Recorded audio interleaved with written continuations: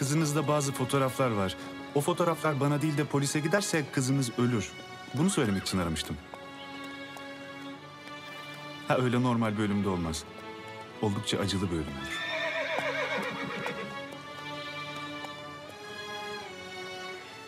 Canın mı sıkkın senin?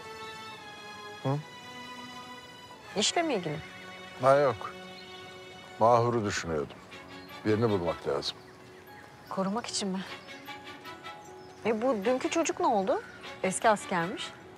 O pek gönüllü değil gibi. Vallahi ben senin yerinde olsam ne yapar eder ikna ederim. Baksana çocuk hiç düşünmeden kurşunların önüne atmış kendini. Ya nasıl ikna edeceksin ki? Bunun kızı hasta değil miydi? Sen söylemiştin. Senin tanımadığın hastane doktor mu var?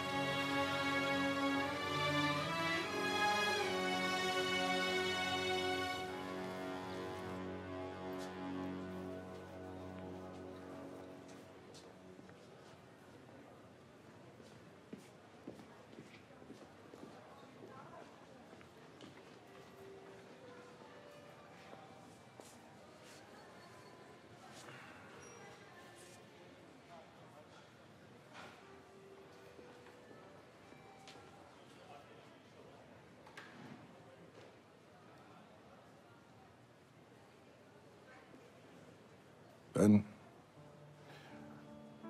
20 yaşında falanım o zaman. Bir de bir amcam var. Bunun da 2 tane oğlu var. Biri 10, öbürü işte 7. Sonra bir kızları oldu. Tekne kazıntısı. Aradan bir vakit geçti. Ben dayanamadım, sordum. Amca dedim, kız çocuk mu daha keyifli, erkek çocuk mu? Böyle bir durdu. Yüzüme baktı. Oğlum dedi, biz kız gelince anladık. Biz bu zamana kadar evlat diye odun sevmişiz dedi. Ya evlat evlattır tabii. De kız çocuk bambaşkadır Maraş'ta. Bir de düşkün olur babaya.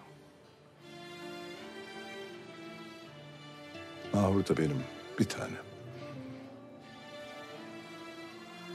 Bütün gece benim gözüme hiç uyku girmedi.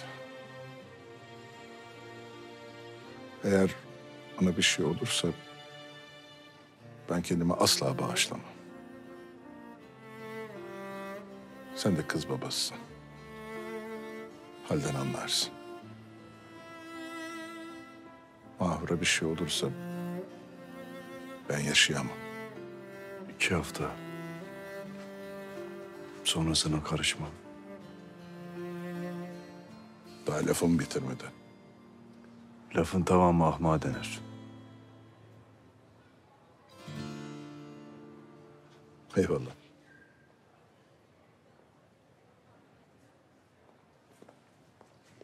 Doktor hanım durum nasıl? Ciddi bir şey yok. 2-3 saat tutalım, sonra çıkartırsınız. Tamam sağ olun. Geçmiş olsun.